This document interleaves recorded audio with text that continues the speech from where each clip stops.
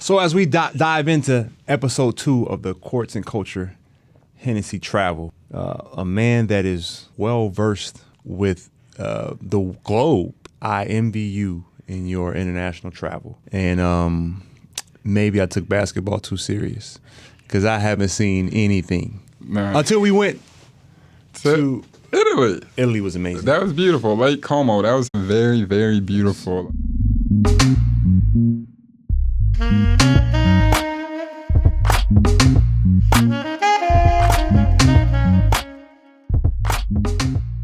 What was your first time traveling with family internationally? After my first year in the league, I took my whole family to the Dominican Republic. Is that traveling internationally? At the time, that was big for me. Like, I was about to say Bahamas, but I'm thinking like that ain't international. no, that's real. But like coming up, and we were going to Wisconsin Dells. So when people say internationally, like it's like don't do that. Like I got homies that'll take pictures from Jet Suite. Like, True story. You know what I mean? True So story. when you sit there, I'll do 2 different times. I took my whole family to the Dominican Republic, and I thought that was expensive. Like, you know, I'm sitting there like sweating. But I took my whole family there, and even my great grandma. I feel like she was like 98 at the time, and I remember. She was moving around in 98? Yeah, That's amazing. Yeah, that's what I'm saying. So we took her on a couple of little, not safaris or little like whatever expeditions around the area. Put her in the car or whatever. I think she saw a freshwater canal, and when she got out the car, she was just like, I heard her say, "Oh my God, this is the most beautiful thing I've ever seen in my life." Mm-hmm. And she was 98, and I thought that was wavy. And then that was the first time I really took the family. That was 13 deep. Shout out to the gang. And then the second time I left to go to international travel was when I played for the Celtics, and that's when I realized I was being a fool by not going to Europe way sooner. When I was a kid, I thought Europe was like I had a better chance of getting to the moon and I thought I had a better chance of getting to the NBA than Europe. That's how far Europe was to me. And I remember playing for the Celtics. We had to play in Milan and we had to play in Madrid. I remember going over there. It only took us like 6 hours. Right. And I was like, wait, to get to LA is 6.5 hours. So this whole time, I could have been on some whole different shit. Right. Had I not, you know what I mean, been so projectish. So that was it. So ever since then, I made it a thing to make sure I've gone back to Europe every single year. And that brings me to my point of how ignorant I think we were as NBA players back then. Yeah. And so we get on these young kids and these young fellas about how they play. Yeah.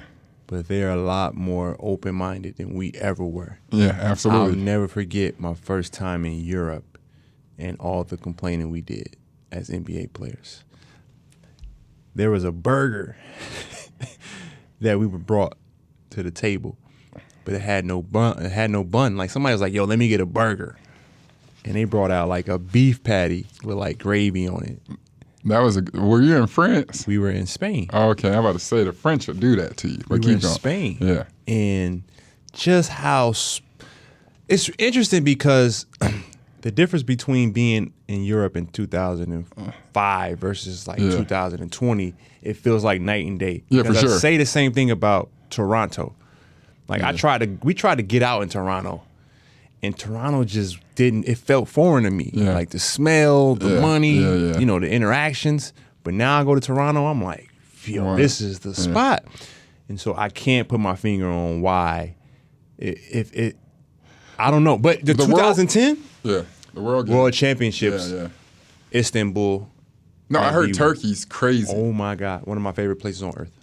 I heard Turkey was dumb. I always want to go to the balloon festival in Turkey, the hot air balloon. Oh, I didn't know about that. I mean, it looked cute. It's Cappadocia or something like that. Okay. I'm gonna get a restaurant called it Cappadocia or gefilte fish. I'm gonna serve all turkey. But They tried to kidnap Danny Granger's dad in Turkey. Really? In Istanbul. For ransom? But like he made it back, but when the police, like, we had like the embassy came and spoke, about how it happened, what's going on. Because it was like, no, we got to report this. But he was like, nah, it was these little dudes. They tried to grab me, and I was like, man, move. And he just kept going about his day. Like, he didn't eat twice. So it was like, did they attempt it? Or it was whatever. Like, that was interesting. Yeah. But like Istanbul was it. What was the first stamp on your passport? Oh, so I'm going to give you my first stamp. And this is a segue into what the Honorable Isaiah Thomas used to say.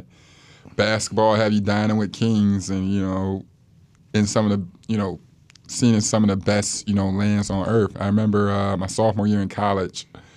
After my sophomore year, I had a big year or whatever.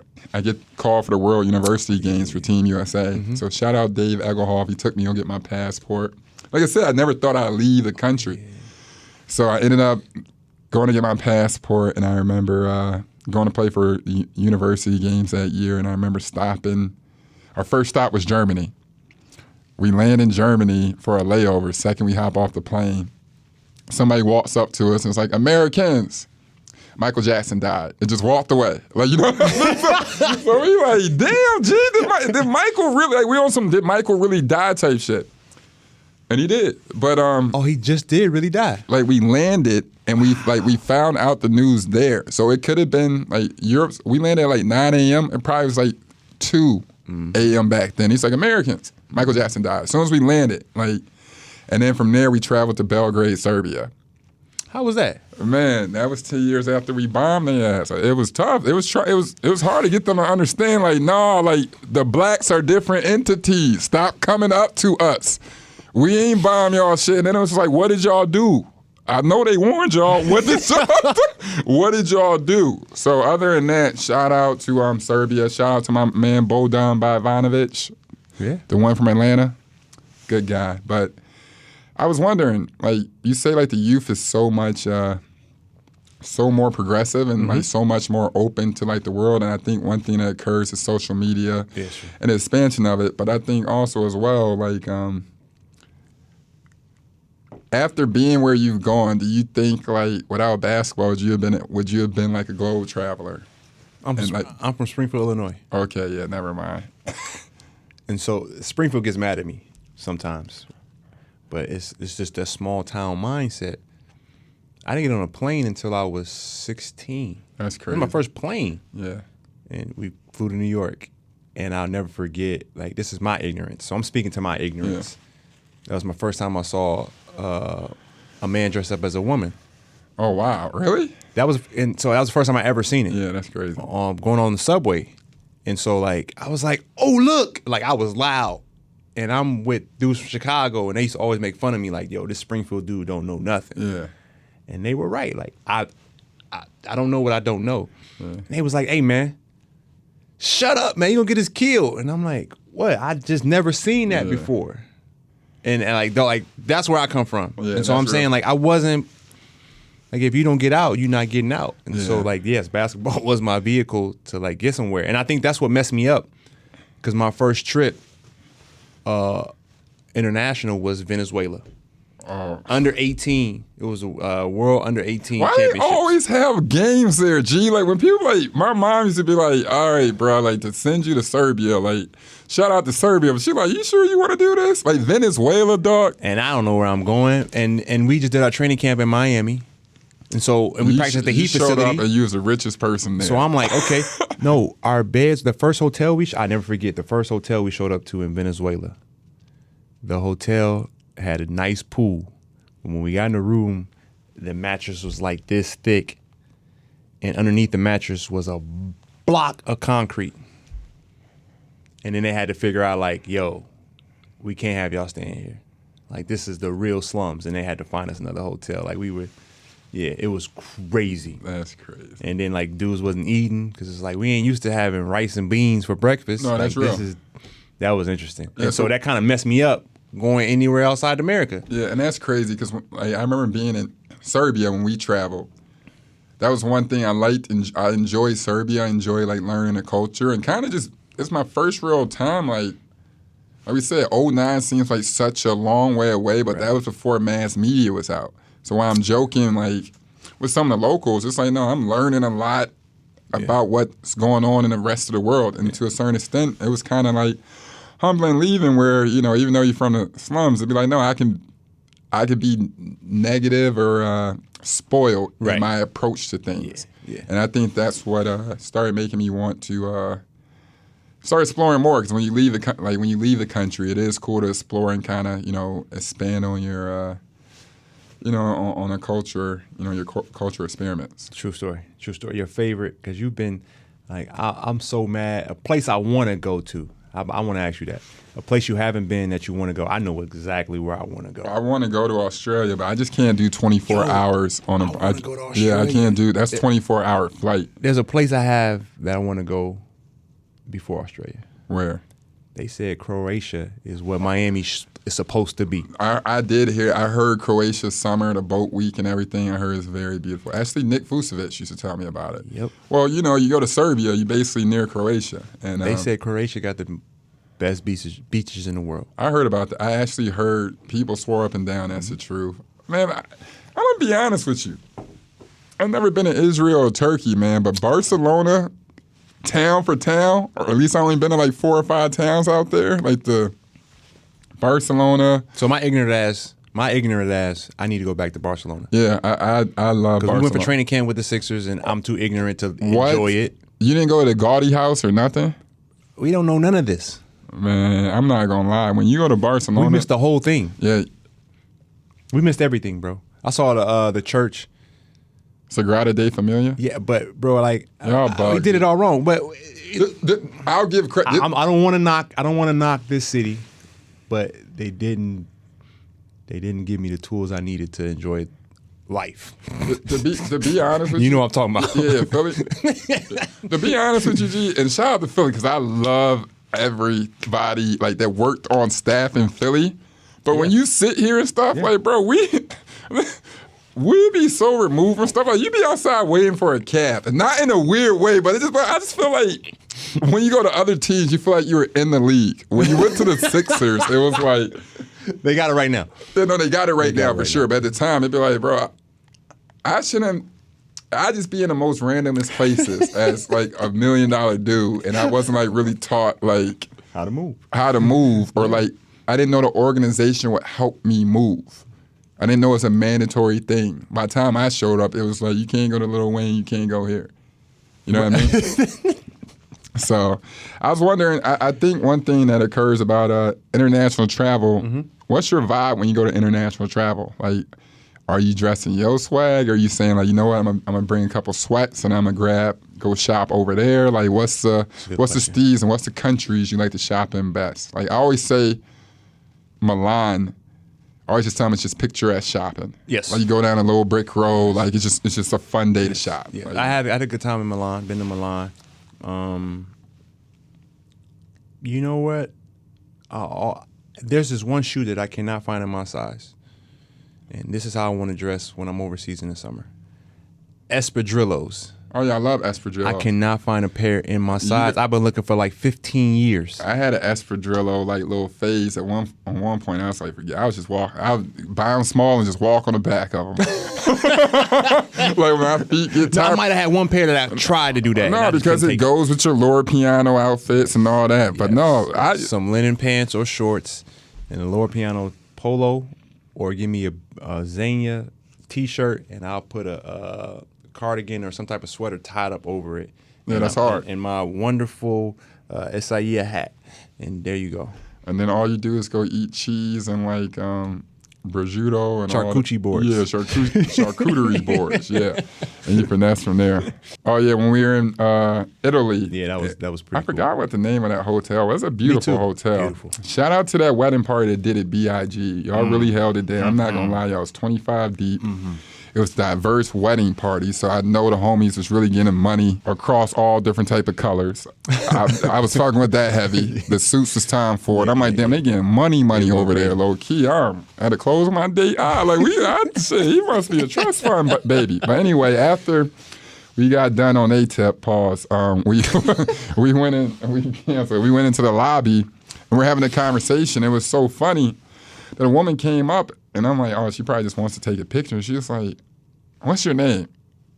And you're like, Andre. She's like, were you on a call last week like a venture capitalist call and I'm with such and such. Hi, like. Yeah. I remember, Mrs. Iggy got upset because she interrupted the conversation, but I was kind of like, whoa, like you might be mad, but like Dre's getting recognized as a businessman over a basketball player, and we're in Milan. Yeah, she didn't know I was a basketball player. That's what I'm saying. She just identified me as. She did a pitch for her company. We were thinking about investing, and she recognized me. I was like, whoa, that was the first time that ever happened. Yeah, and it really set the tone because it was just like, no, she was there with her husband. She was working. Yeah. Like, do you understand what I'm saying? She was like, man, I'm sorry if I interrupted anything, but like, nah, nice to meet you face to face. But how'd you feel about that? It's one thing to be recognized international, but another thing to be recognized in two different sports, quote unquote.